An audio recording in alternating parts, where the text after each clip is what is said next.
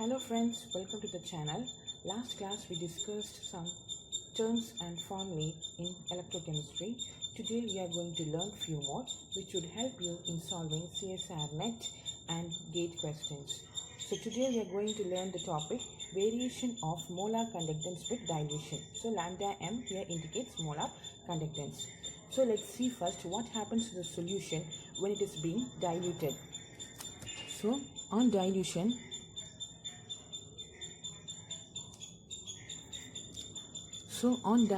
what are the changes that takes place in a solution? So on dilution, the volume of the solution increases, right? Volume of solution increases. Okay. See, suppose you take a concentrated solution of NaCl.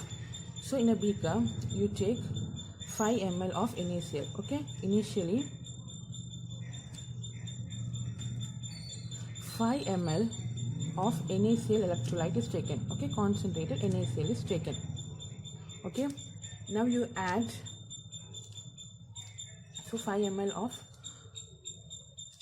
concentrated NaCl is taken. Okay, now you add plus 5 ml of water. So for dilution you add water, right? So you add 5 ml of water. So the total volume is now 10 ml. Right. So now you keep on diluting the solution, you will keep on adding water. So the volume of the solution increases. That is, the volume of solution increases on dilution. So on dilution, volume of solution increases.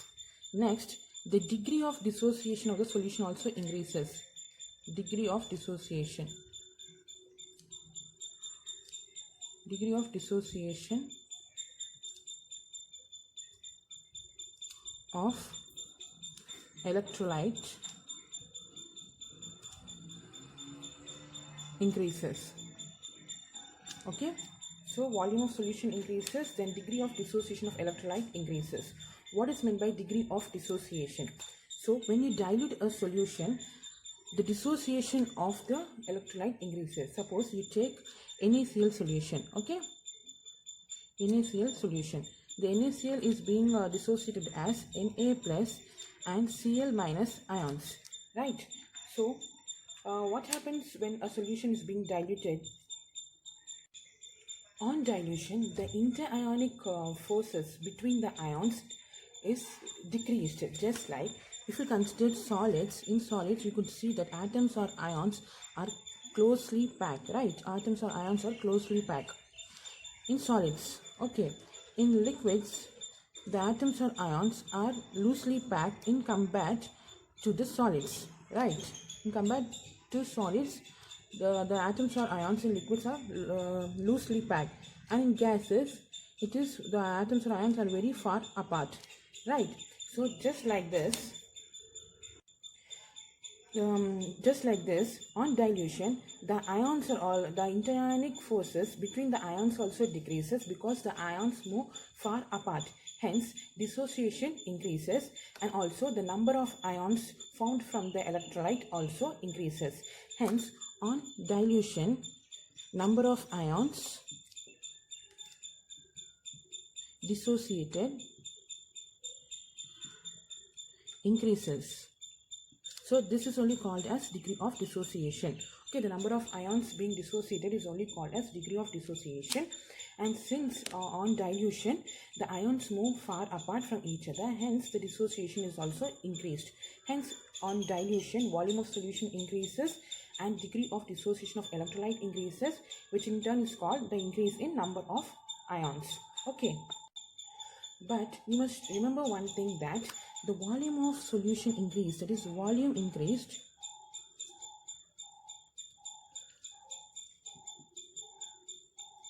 is very high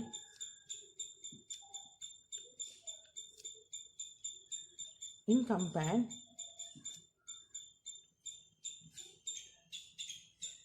to increase in degree of dissociation. So degree of dissociation is given by the term alpha. Okay, so the volume of solution increased is very high when we compare to the degree of dissociation. So on diluting a solution, both volume and degree of dissociation increases. So volume and alpha, the degree of dissociation increases, but the volume of solution increases very high when compared to the degree of dissociation. Okay. So now we are going to see the variation of molar conductance with dilution. So we already learned a formula that lambda m is equal to kappa into 1000 by C. So here lambda m is the molar conductance of the solution, kappa is the specific conductance, and C is the concentration. So on dilution, the concentration of the solution decreases. See, concentration decreases. So if you consider only the molar conductance term and the concentration, you can see that lambda m is inversely proportional to the concentration. So when concentration decreases, naturally lambda m increases. Hence molar conductance increases on dilution. Right?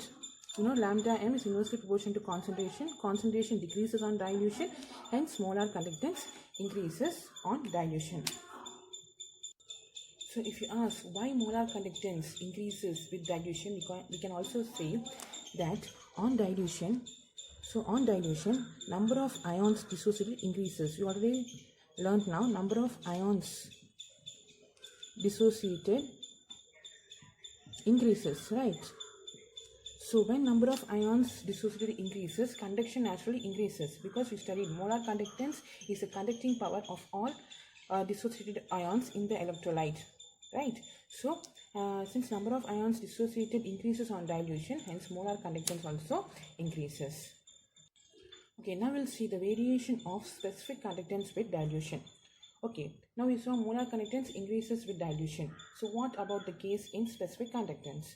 Okay, specific conductance is found to decrease with increase in dilution. So why this happens? Already I noted that the increase in volume is very high when compared to the number of ions being dissociated. So we can also write a formula, C lambda m is equal to kappa by C. Right, if you take kappa on the side, we get lambda m into C. So kappa is directly proportional to concentration. So on diluting, concentrated decreases, hence specific conductance also decreases. Okay. So few experiments were done with some electrolytes like NaCl, KCl and acetic acid.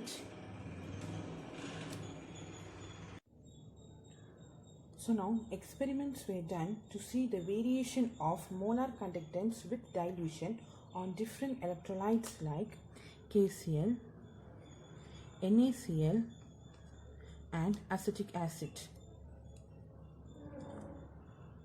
Okay, so the variation of molar conductance with dilution was done experimentally in different electrolytes like KCl, NaCl and acetic acids, and a graph was plotted with the values obtained from them.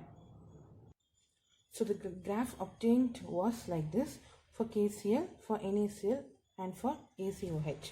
Okay, now we shall extrapolate the graph.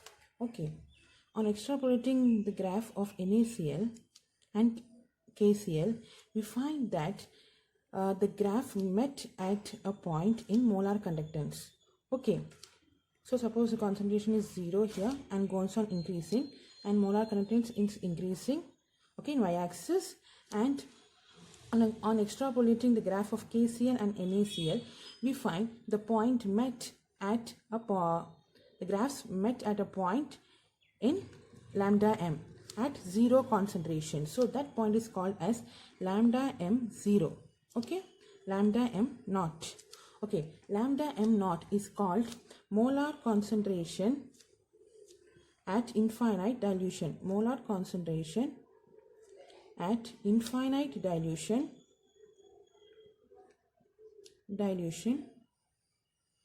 or molar concentration at 0 concentration. Okay, molar conductance at 0 concentration.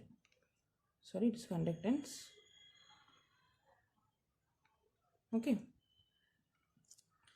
So lambda m naught is called as molar conductance at infinite dilution or molar conductance at zero concentration. Okay. So when we took KCl and NaCl and extrapolating the graph met at the lambda m axis, and it is called as lambda m naught, because at concentration 0, when the concentration is approaching 0, the graphs are meeting lambda m. So it is called as molar conductance at 0 concentration or infinite dilution. Okay. So if we take the graph of acetic acid, we see on extrapolating the graph doesn't meet at any point in the y-axis, but it becomes parallel to the lambda m axis, right? So when we are extrapolating the graph of acetic acid here, we find it is not meeting any point as KCl and NaCl met, right? So it is just going parallel to the lambda m axis. So there is no point cutting. Hence, we cannot find the lambda m naught value for acetic acid, that is for weak electrolyte, by this method. Okay. So we could find the lambda m naught value for KCl and NaCl. That is, these both are strong electrolytes, right? Strong electrolytes. And this is weak electrolyte. So by extrapolating the graph, we can find the lambda m naught, that is molar. That is, we can find the lambda m naught value for strong electrolytes by this method, that is by extrapolating the graph, but we can't find the lambda m naught value for weak electrolyte by this method. Okay. So we said lambda m naught means molar conductance, okay, at infinite dilution. Okay. So what does this term infinite dilution mean? Right. So what this term infinite dilution means? Okay. So when we dilute a solution, already I said, when you dilute a solution, that is on dilution, lambda m increases. So when we keep on diluting a solution, lambda m also keeps on increasing. But at a limit, the lambda m becomes constant. Okay, say you take a solution of NaCl in a beaker. Okay, NaCl. Now you keep on diluting the solution. First you add 10 ml of water and dilute the solution, right? 10 ml of water and you dilute the solution. So you keep on diluting the solution. You take the graph that we took a graph before, right? Molar conductance versus concentration, and the molar conductance goes on increasing. But at a point, even when you keep on diluting the solution, the lambda m values becomes constant. Okay, the value at which the lambda m remains constant even upon dilution of the solution, and that point is called as infinite dilution. That is, you keep on diluting the solution, yet the lambda m value remains constant. At that point, it's called as infinite dilution. Okay, it is also called as zero concentration, but infinite dilution term is the right one. Okay. So by extrapolating the graph, you found the lambda m naught, that is the molar conductance of infinite dilution of strong electrolytes. But we couldn't find the molar conductance of weak electrolyte by that. So we could find the molar conductance of infinite dilution of strong electrolytes by extrapolating the graph. But for weak electrolyte, we couldn't find out by that method, right? For that, it's another method called Colrausch law. Okay.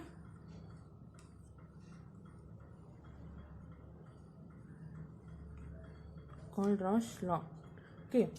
By using this law, indirectly, we can find the molar conductance at infinite dilution for weak electrolytes like acetic acid, okay, etc. Okay. So already I said a term called degree of dissociation. It is also an important term in electrochemistry. Degree of dissociation. Right. So it is denoted by this symbol alpha. So this alpha is equal to lambda m by lambda m naught. Okay, this is very important formula where alpha is the degree of dissociation, lambda m is the molar conductance of the solution at any concentration, and lambda m naught is the molar conductance, okay, of the solution at infinite dilution. Okay, if you have the value of molar conductance of a solution at any concentration, that constantly you are experimenting, okay, and the lambda m naught value, that is the molar conductance of the solution in infinite dilution, you can get the value of degree of concentration. Okay, if you ask what is the degree of concentration of the solution at infinite dilution, okay, what is the degree, what is the value of alpha at infinite dilution? Okay, at infinite dilution,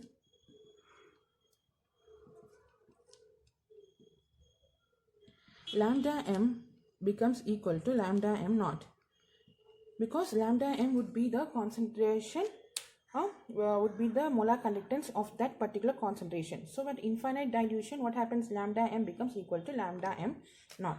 Hence alpha is equal to lambda m naught by lambda m naught. So lambda m naught by lambda m naught, that is equal to 1, right? So alpha, degree of dissociation, is unity at infinite dilution.